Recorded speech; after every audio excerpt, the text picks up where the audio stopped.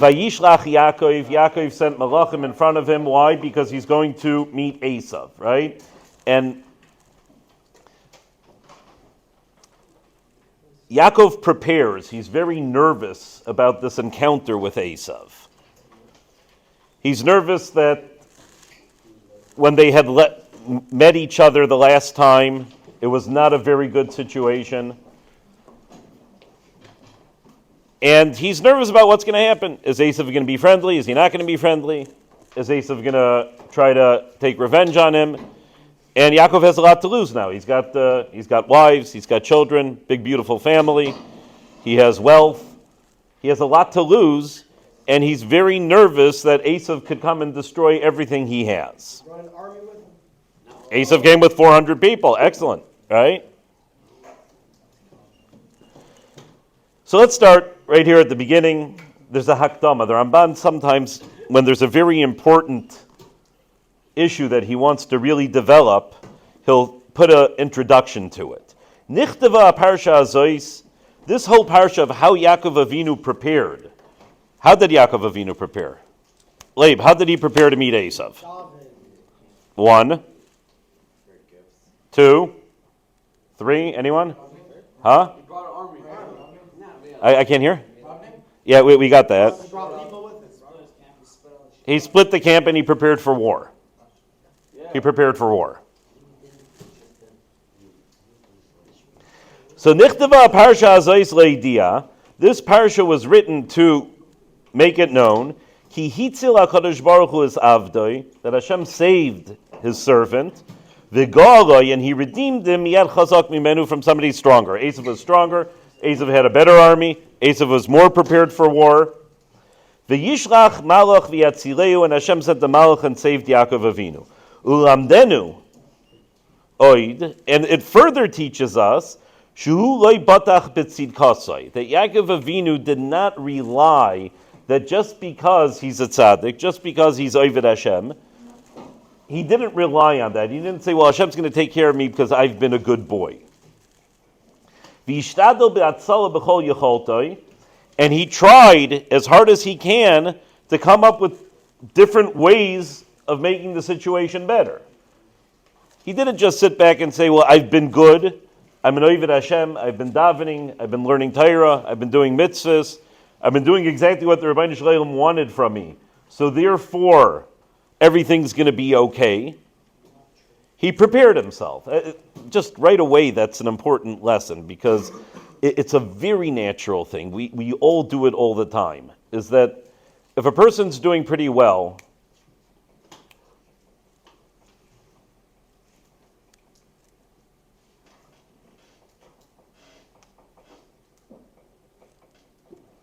if a person's doing very well and he needs something, right? Or something's going wrong. So he's, well, I don't get it. I'm doing so well. I'm learning. I'm davening. I'm doing my mitzvahs. I'm being respectful. I'm being friendly. I'm being nice to people. How come I have this tzara? How come things are going wrong, right? Why do bad things happen to good people? Right? And a lot of people come out with a very interesting conclusion. A lot of people come out with a very negative conclusion.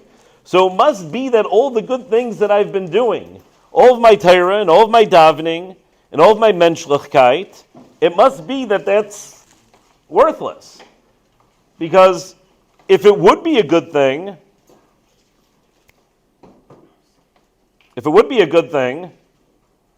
so then these bad things wouldn't happen to me. I don't think we're here today to answer the question, why do bad things happen to good people? It's a long discussion, and even after the long discussion, at best it's going to be very, very hazy, and it's something that, as well as you know it and as well as you understand it, it could all go away a month later, a week later, when you actually find yourself in a tzara. That's human nature. But what we could do is we could look at the direction that Yaakov Avinu gave us, and that he went ahead and he was doing very, very good things for a very long time, and all of a sudden the whole thing is threatened. The whole thing is threatened on his way back, on his 20 years of galus. All that he's done, it's all very threatened in one moment, And the conclusion that he came to was not, well, therefore I shouldn't have done it, therefore it was worthless. The conclusion he came to was, what could I do right now to try to make things better? How could I prepare? The conclusion was not, well, all my davening and all of my mitzvahs and all of my learning was for nothing. The Rebbeinu Shalom has a cheshbon how he runs the world, and we don't quite understand all of it. Rabbi Ben Shushan's brother, Rabbi Ben Shushan showed me something, or he told me a story about his brother, that when his brother was a little kid, he had a good friend in school. Did anybody know this story? He had a good friend in school. That's right. He had a good friend in school, and this friend was one boy out of a large family of girls. And that's right. And he showed up one day. His friend showed up to school one day and said, my mom's in the hospital. She's having another baby. We have to daven that it's going to be a boy because... What? Yeah, we have to daven it's going to be a boy because enough is enough. So many sisters, it's just too difficult.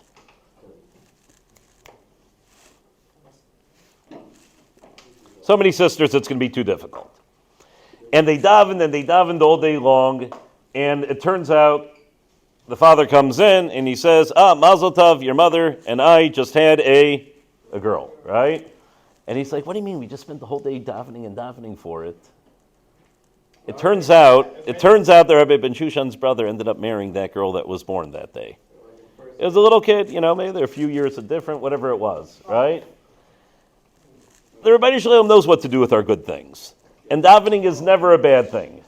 And what all the details of the story that you have to leave to Rabbi Ben Shushan to say, right? I can't say it as eloquently as he did. Dovi says it all. Yeah. He says it. You can Google it. That's right. He knows what to do with our tefillas. And it doesn't seem to be so obvious to us exactly what he's doing and what the plan is, but he does know what to do with our tefillas. He knows what to do with our Torah, and he knows what to do with our mitzvahs. And Yaakov Avinu did not come to the conclusion that the past so many years that I've been working, it was all for nothing. Continuing on, V'yesh bo oid remes l'doros. There's another hint here for all the future generations. Ki kol asher ira la'avinu im Esav achiv. Everything that happened to our father Yaakov with his brother Esav, yere lanu tamid in bnei Esav. It's going to consistently, constantly happen time after time with bnei Esav. Rome, Greek, maybe. Greece, but no, more so Rome, and then I suppose the continuation of Rome is the Catholic Church. No.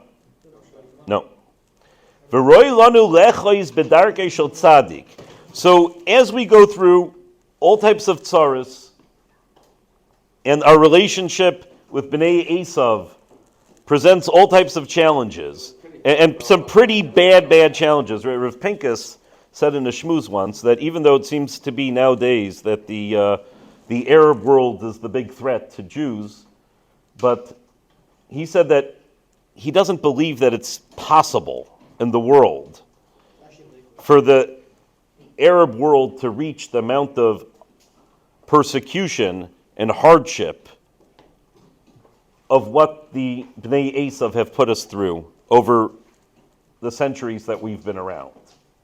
He doesn't think that it's possible. And if you go through Midrashim and if you go through Chazal, the big challenge is always Yaakov and Esav. What Bnei Yishmael are doing in terrorist attacks and things like that, absolutely horrible. It's heart-wrenching. But it doesn't come close to the challenges that we've had with Bnei Esav, and it doesn't come close to the challenges that we will continue to have ad bias goyel tzedek with Bnei Esav. So it's an important thing to keep in mind. A lot of times people think the problem's in one spot, and really the problem's really in another spot, and it's important to know where the problems are. And it's fitting and the right way to prepare for any hardship that we're going to have throughout history is to do exactly what Yaakov Avinu did. Shloishes Dvarim, these three things, Shehizmin Huas Atzmai, that Yaakov Avinu took care of. L'tfila, he davened.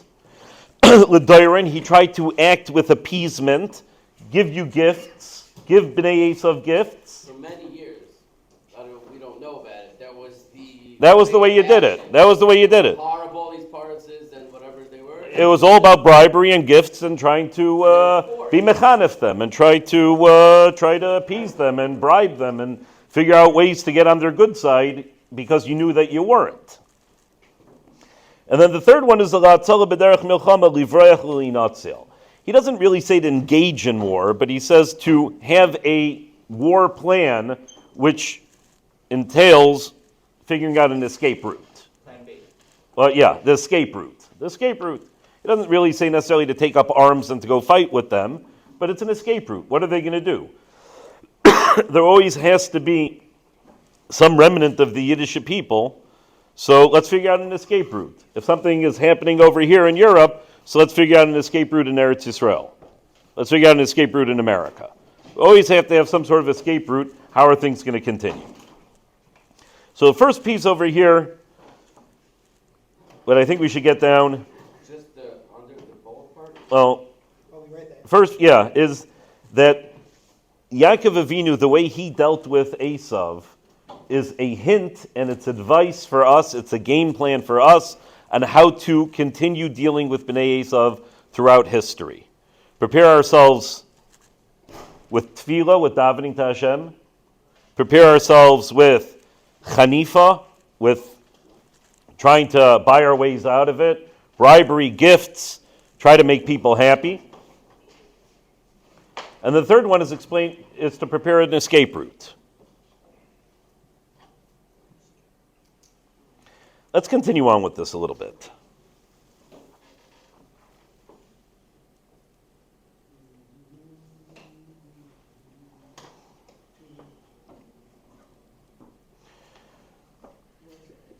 Ramban calls into question something that Yaakov did.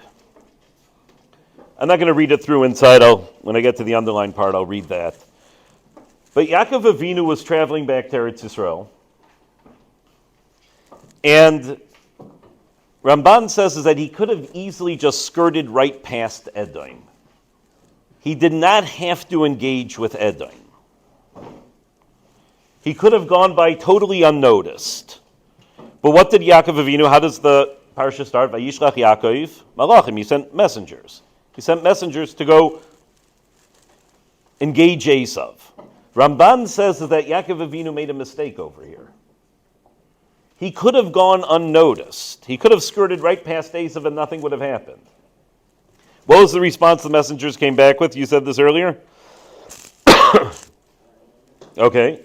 That he came with an army. Esav was coming with an army. Right? That's what the messengers came back with. That Esav was coming to greet him with the army. Kvar tafso chachamim al zeh. The chachamim Chazal point out that Yaakov Avinu shouldn't have done this. Amru b'Bereshis Rabbah, it says in the Medrash that they compare Yaakov Avinu, machzik be'oznei kelev. If you grab a dog by the ears, you grab a rabid dog by the ears, of course it's going to go ahead and snip at you, and of course it's going to go ahead and try to bite you. Amar lo HaKadosh Baruch Hu, Hashem said to Yaakov, L'darkai haya mahalech. He was going on his own way. You were going on your own way. There did not have to be a meeting over here. And you send messengers to engage him? And you told them, here I am, your servant Yaakov. You presented yourself to him. It didn't have to happen. It didn't have to happen. You could have skirted by. And the Ramban says, and this is, like we just said, Ma'aseh Avos Sim and Lebanim, some of the tremendous, beautiful things that happened to us throughout history. It's mapped out by what happened to the Avos, but some of the really tough things that happened to us throughout history are also mapped out by what happened with the Avos. Valdaiti, the Ramban says, my opinion, I think, Gamze Yirmois, this also hints to something that happened later in history. Ki anachnu hischalnu nefilasenu biyad Edom. We caused our own downfall. We caused our own problems with Edom. Ki malachi bayis sheni, the kings that existed in the times of the second Beis HaMikdash, bo bivrisim aroimoyim. they reached out to the Roman Empire. Hey, let's have treaties, let's have deals, let's have all types of, let's build a NATO together, let's come up with all types of arrangements. They were feeling good about themselves. We're the kings of Eretz Yisrael. We're running a sovereign nation. We want a seat at the table. We want to join the United Nations. We want to do these things. And that's why the Romans eventually came in and destroyed the Beis HaMikdash.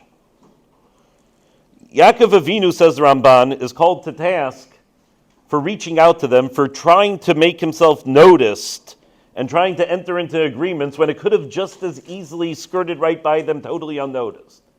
And he says that's exactly what happened in times of the second Beis HaMikdash. Faraway land, Eretz Yisrael. Roman Empire is all the way over there. Roman controls so much of the world. We could have kept quiet. We could have kept stille hate. We didn't have to go noticed. We didn't have to start waving and, hey, we're here, let's make deals, let's make treaties. And we did do that. That's what happened during the time of the second Beis HaMikdash, and it came back to bite us.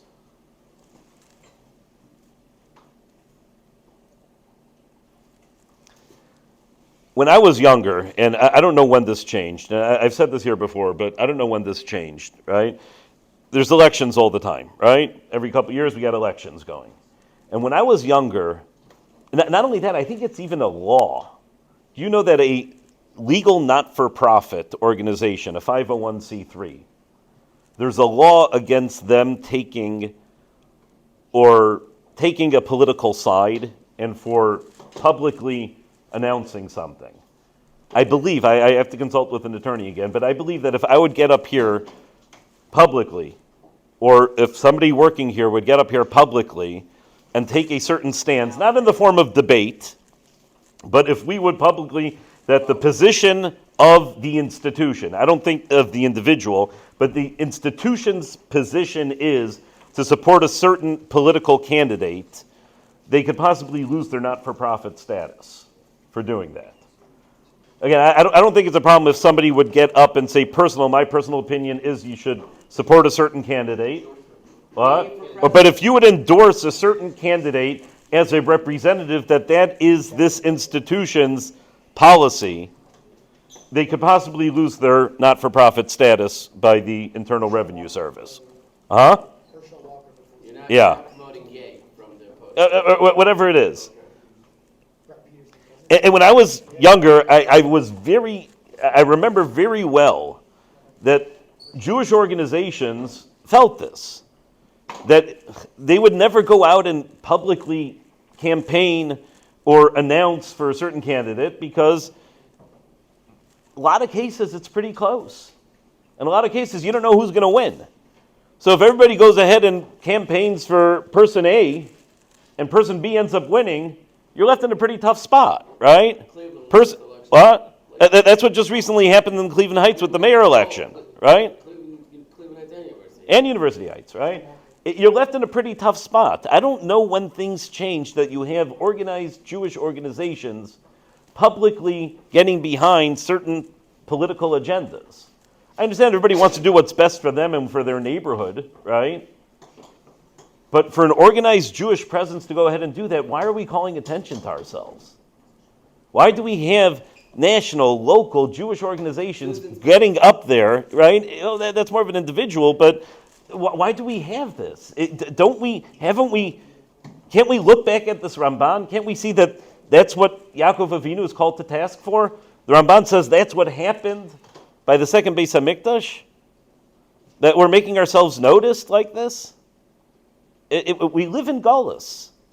We live in Galus, and eventually we're going to go back to Eretz Yisrael, and things are going to be beautiful. We have enough to keep us busy. We have Torah, and we have learning, and we have shuls, and we have tefillah and kashrus. We have all the important things to keep us busy. And there's nothing wrong with trying to make your current situation better. But remember that we're a Yid in Galus. I don't know when it changed. Do you remember when you were younger that the organizations would get out there and publicly get behind something? And what happens when that doesn't work?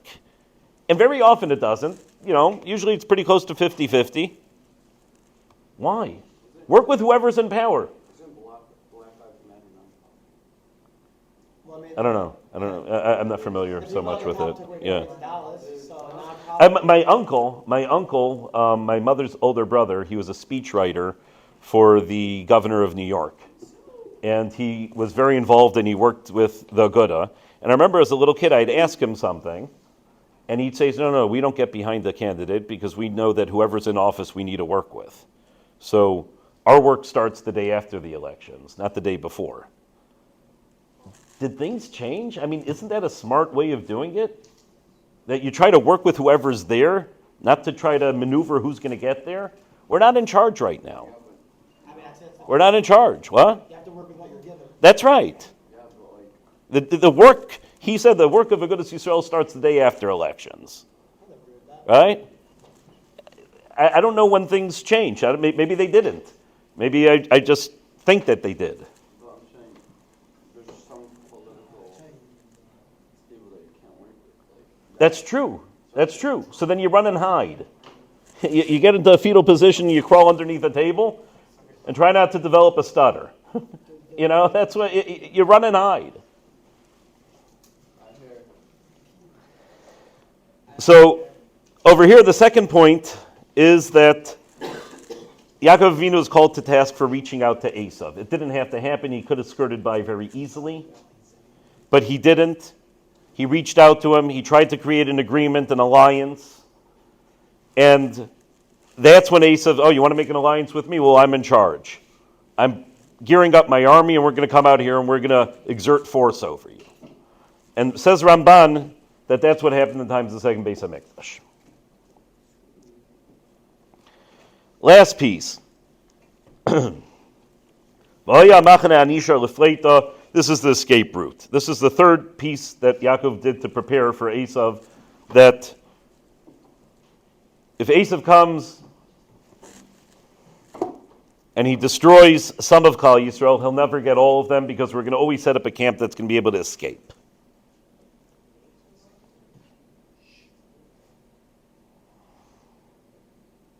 The intention over here, ki Yaakov Yedea, Yaakov knew well, Shein Zaroi Kuloi Neufel Biad Esav, that his entire family, the entire Bnei Yisrael, will not ever fall, will not ever get killed out by Bnei Esav. Im Keni Natzal Machne Echad Al Kolpanim, there'll always be at least one camp that gets out. There could be tremendous destruction, but there will always be at least one camp that is able to escape and to regenerate. The Gamze Yirmois, this also hints to us throughout history, that Esav will never be able to totally obliterate our name. They'll certainly take up issue and they'll certainly take up oppression by some of us in some lands. In one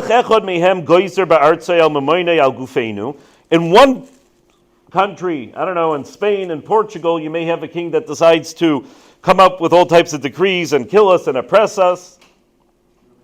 But there will always be, even amongst Bnei Esav, and this is taking it to a different level, there will always be amongst Bnei Esav one king that's trying to knock us out, but another king that's going to have Rachmanis and take care of us. Umatzil apleitim, and he'll save the refugees. So I find this interesting because the Ramban takes it a step further. The way the Ramban says with Yaakov Avinu is Esav's never going to be able to totally knock us out, right? Esav was thinking to come and knock out the entire Bnei Yisrael. Yaakov Avinu had to set up an escape plan. The Ramban takes this further, and I almost even call into question, I don't quite understand how he derives one from the other. How does he get from one to the other? Because he's taking it a step further. He's saying it's not always that we're going to be able to figure it out. We're going to be able to figure out an escape plan for the second half. Yeah, so half of us is going to get destroyed and the other half they'll be able to flee. But the Ramban takes it a step further and says that we're going to have a situation where one melech from the descendants of Edom decrees on us and tries to destroy us, and there will be another melech from Edom itself that decides to have Rahmanis on us and decides to take care of us and let us in with the refugees. I mean, in more modern history, you might be able to say, even though it could have, should have ended up a lot better, but you might be able to say that the British government, when they came out with the Balfour Declaration, I don't know, 20, 30 years before World War II came out, that was setting something up, right? Chavetz Chaim, he had, in his special nevuah, says, and Eretz Yisrael is going to be Lapleta. If anybody ever gets to Bnei Brak, you go to the Panovitcher Yeshiva, you'll see that on the building they have that pasuk that there'll be a machane coming to Eretz Yisrael that will be able to be saved. So yeah, you have one melech, the German government, going ahead and killing us out, but there'll be another place of refuge. I know that when it actually came down to the line, the British government and no government was really totally there for us, and at all, and they were sending back boats, and there's a lot more that should have been done. But if you look at it, just the opening of a place where Jews, technically, if they could figure out how to get there, they'll be safe, seems to play out exactly what the Ramban is saying. You had one government of Esav trying to kill us. And again, B'Shas Ma'aseh didn't really work out that way, but events that happened 20, 30 years before created something that there would be able to be some sort of Machane Lefleita. Where are the major Jewish communities? Where are the Torah centers? They're in America and they're in Eretz Yisrael. There's not much left in mainland Europe. There's not much left. Switzerland's got a little bit of a community. Belgium's got something. It's not much left. Poland, anybody ever heard of anything going on in Poland or Czechoslovakia nowadays? It doesn't exist. What? It doesn't. You're right. Czech Republic, Slovak Republic, right? It doesn't much exist. So the Ramban takes this, I think, a step further and says is that not only is there always going to be an escape, but there's always going to be one of the malachim, one of the kings of Edom, that one is going to try to oppress us and destroy us, and then there'll always be another one that tries to take care of us.